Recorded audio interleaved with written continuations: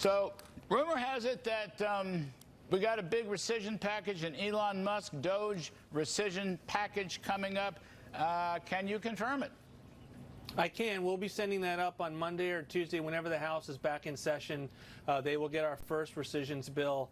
And again, this has been proposed and we've talked about it. We want to make sure that Congress passes its first rescissions bill, including the DOGE, and we will send more if they pass it. And so this is the first one is foreign aid, USAID cuts, many of the waste and garbage that was funding not only wasteful but hurting our foreign policy, but also the Corporation for Public Broadcasting and NPR.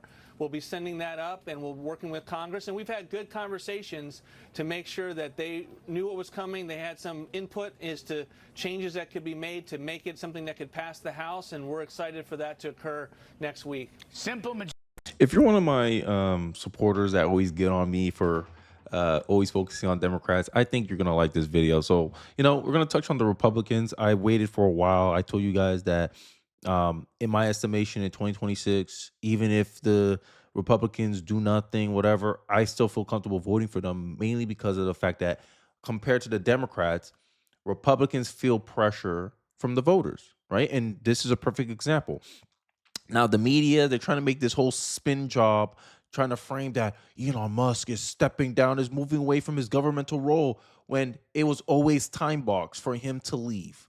And one of the things that many Americans want from the GOP is to codify some of these DOGE cuts to make it permanent, right? And this is one of the things I told on my last videos, on my couple of last videos, is that Republicans got a great opportunity to essentially put the Democrats to bed. All they have to do is execute. And I talk about how in 2026, Trump can't save the GOP. The turnout has to be driven by the members of Congress in the GOP that's going to push for the American people. Breaking. Trump White House to send several DOGE cuts requests to the House GOP next week amid online pressure campaigns. Now, look at the Democratic Party. Right? Let's be honest. Let's look at the Democratic Party.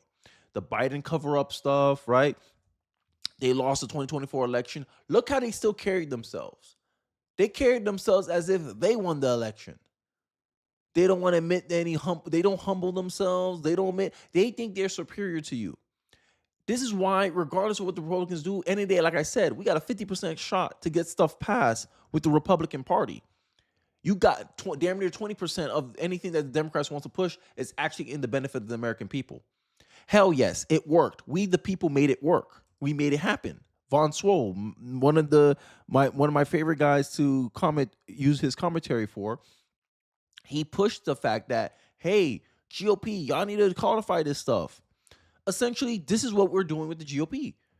But the funny part is, the reason why I'm comfortable voting for the Republican Party, because I feel like I always got to defend my decisions.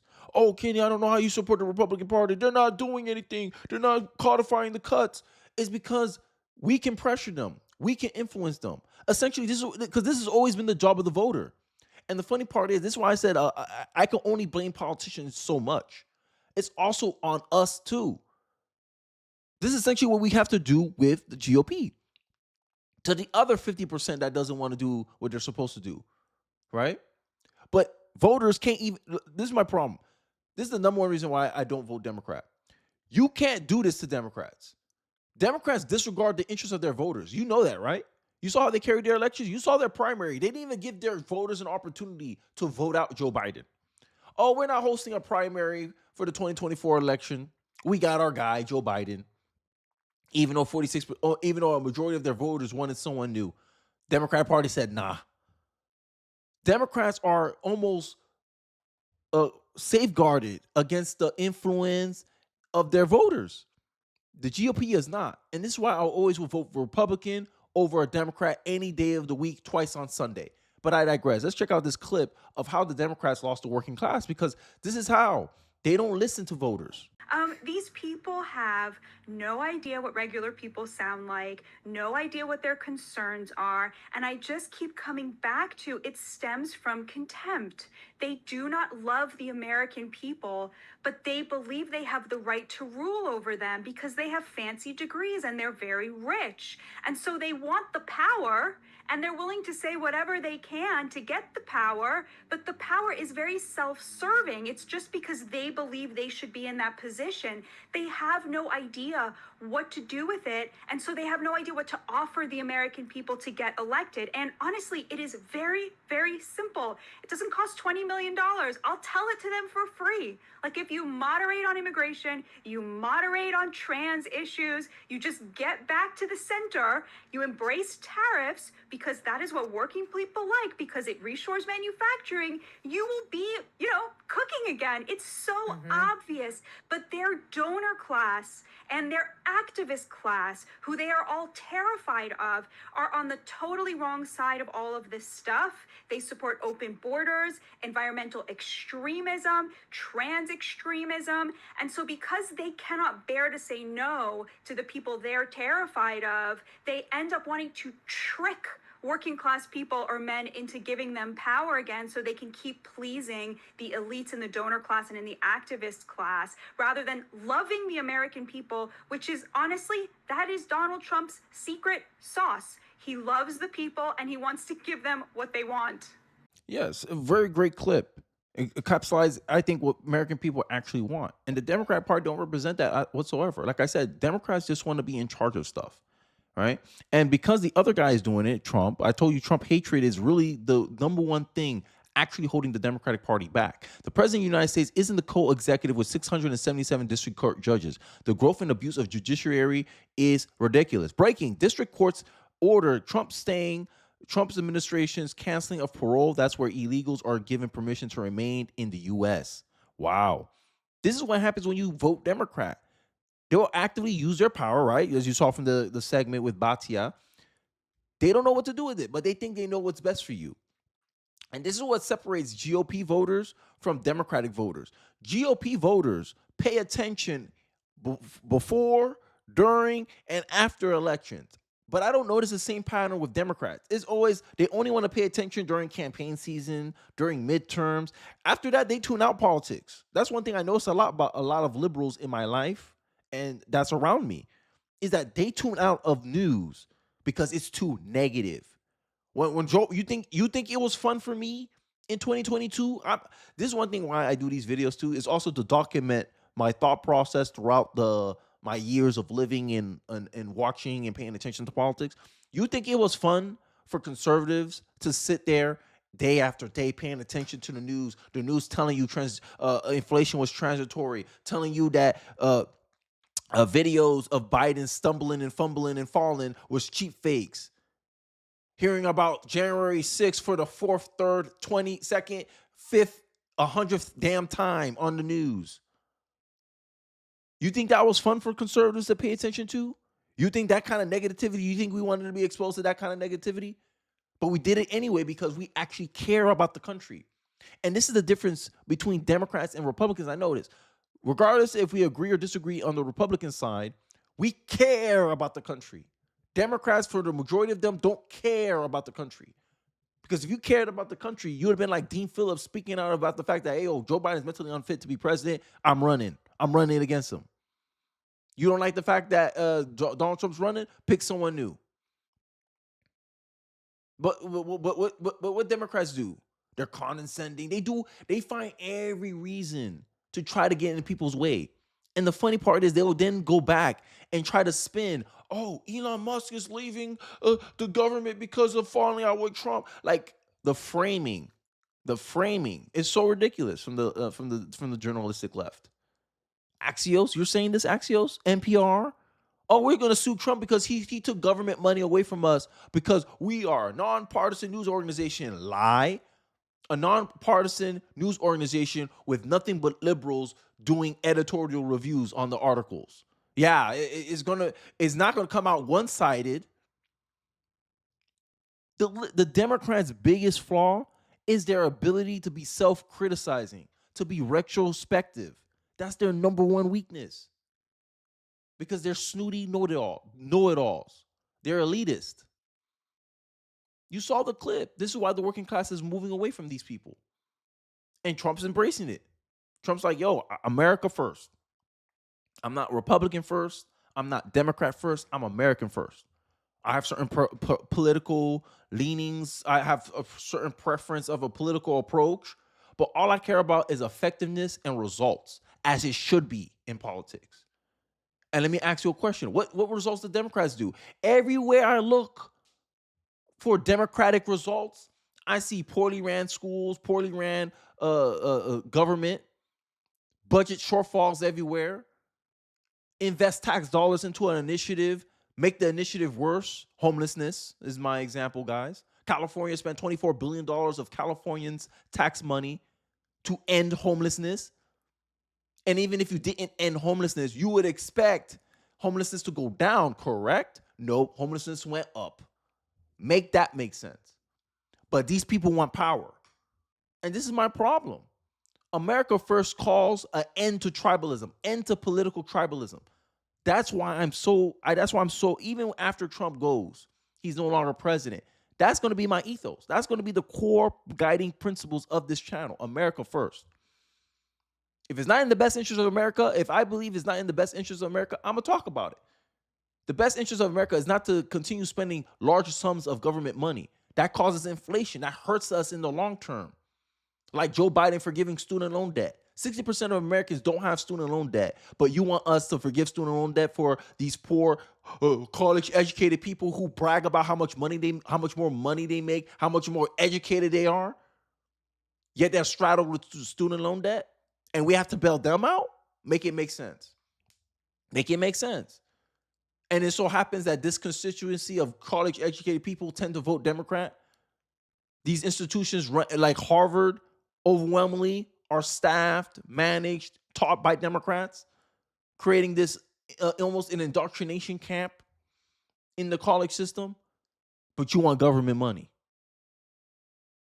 This is why I will not vote Democrat. I'd rather struggle and pressure the Republicans to do what I want them to do than sit there and try to fight with a party of individuals that are so elitist, so condescending, lack any ability to self-criticize. It's hard to pressure people like that to do anything for you. So don't even waste your vote, America, on the Democratic Party. But I digress. I want to play this clip before I end off on this video about Chuck Todd going off on the Democratic Party for alienating and marginalizing a certain group of people. Can you guess who it is? They're having to use anthropologists to figure out how to appeal to young white men. How do we talk to this strange and breed of American citizen that we've never wanted their vote before, but now we do? Sorry, I don't have that New York Times article, the Project Sam. You're like, are we sure this is not an Onion article or a Babylon Bee article, right? Like, it's right out of it. It is laughable, but I'll tell you, they did this. I remember a staff member of mine. I told this with Saliza earlier today. Matt, I remember a staff member. This was during fall of 16. Hillary Clinton was doing a rally, and it was like, I'm going to be the president for African Americans and Latino Americans, and she just went down the list, right? You just pick your identity group, and she went down young American. This is why I say this is why, like, as much as we complain about the GOP, like they don't want to do anything. Half of them don't want to execute. Half of them don't want to. They fumble. I understand. I understand it. I understand it purely. But who you have more chances of influencing? Like, look at all the things that Chuck Todd, this guy, former news host, pointed out everything wrong that the Democratic Party does. Democrats, y'all not racist? You going by specific groups. If it was me, I'd have been like, I'm the president for everybody. I don't care if you're rich, poor, black, white. I'm your president. I'm your guy. That's how I would go about America. You're American, I'm for you. I don't care if you're Black American, African American, Nigerian American. I don't care what kind of American you are. If you loyal to this country, if you love this country, I'm the president for you. That's how I would go out as president. But Hillary Clinton, I'm gonna be for Hispanic people, black people. This is the kind of party. 2016, since 2016, Democrats had this problem. Had they made any adjustments yet? Nope. Don't wait. Do not let these people get power, guys. That's all I'm gonna say. Look, America, as much as we, I know we complain a lot about the Republican Party. I know we do. There's a lot of things we complain about, but don't let the perfect get in the way of the good. Because compare 50% chance of getting what you want, damn near 20% of chance of getting nothing you want, and then some. You can't give Democrats an inch. In 2026, Democrats have to be more in timeout. Less of them need power because we already know what they're going to do. Jasmine Crockett already said what they want to do if they give them more power. We're going to get in Trump's way. You already see the lawfare. But I digress. Let's wrap up the video. And my staffer goes, well, she doesn't want my vote. She didn't ask for my vote. I mean, he's a white male. Yeah. She didn't ask for any man. The only and so it was just sitting there going, and now you're like, oh, we've got a problem. Well, you spent 15 years essentially ignoring that vote. And in fact, not only ignoring it, interest groups going out of their way to marginalize that demographic group. And then you're shocked when that demographic group doesn't think the Democratic Party wants them to be members. Yeah. To me, as a man, as a normal man, right, living his life, married, 2 kids, Democratic Party don't represent me.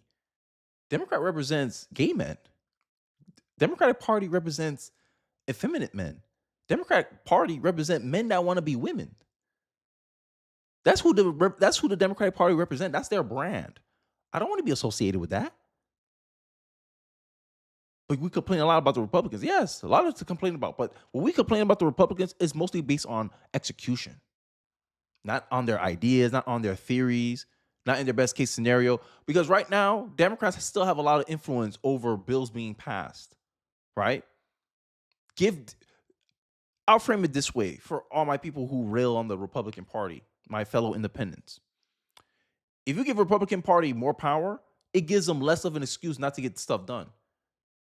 And we already shown, like with the DOGE bill, this is why I pointed it out in the beginning of this video, with the DOGE bill, you see that they can be pressured into doing what they're supposed to do.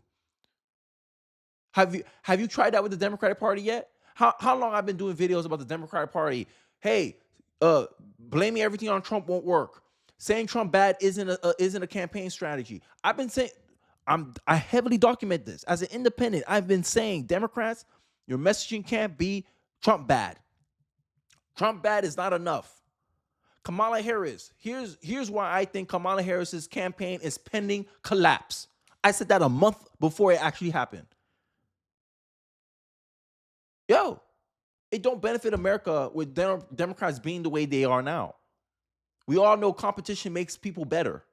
And right now, the Republican Party got no competition. That's why they're dragging their feet. That's why they don't feel no pressure, because they're looking at the Democratic Party and like, no one's going to vote for that.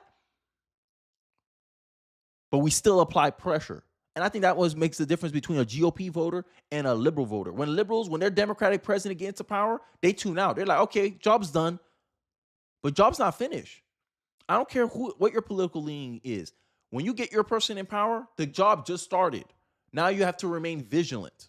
Now you have to continue paying attention and see their whole entire term out to see where the mistakes was, where the gaps are. So when the next candidate come in, you'll be like, okay, hey, this is what Trump forgot to do. I need a candidate that runs on these issues. America voters have to be more strategic about how their country is managed and who they put in charge of it. They can no longer do Republicans your turn, Democrats is your turn. No. I think we need to stop doing that, because this is why we always end up having the worst of both worlds, because we don't give enough time to have an administration or a party have a clear and substantial implementation of their vision in the country, because it's always disrupted by the other side. And right now, Democrats, I don't believe that Democrats should be president for the next 10 years. I'll revisit after 10 years from now. And we got a good chance of doing that. Republicans have a good chance of setting that up. All the American voters asking out of the Republican Party is to execute and fight for what we elected them to do. That's for the party, that's good. The only thing people complain about with the Republican Party is their lack of ability to execute on their ideas versus Democrats who are pushing a lot of bad ideas. Men can be women, government spending, which causes inflation, right? Weaponizing the DOJ, doing all this, using authoritarianism to attack political oppositions. We got a lot more. You got a lot more stuff to complain about on the Democratic side than the Republican side. Don't care about their voters. Don't care about the opinion of their voters. Rig their election system to the point where they can essentially pick and choose their candidates without the influence of the Democratic voter. There's a lot of things we could complain about with Democrats, and the only thing we can complain about the Republican Party is they say one thing but drag their feet to execute on it. Okay, that means we just need to apply pressure. We applied pressure. Boom. They start pushing to codify DOGE stuff. We have our solution. Okay. If we elect Republicans, we got to be on their A. Okay. That's an easy job to do. Compared to the Democrats, you're going to have to fight for them to even acknowledge your concerns. That's the difference. That's why I vote Republican. I almost said Democrat. That was an April Fool's joke right there. I know we're a month late. That was an April Fool's joke right there. But I digress. Let me know your thoughts, your perspectives in the comment section below. Don't forget to like, comment, subscribe. Please share this video if you feel so inclined. It really does help me in the algorithm, and I'll catch you guys on the next one. Peace.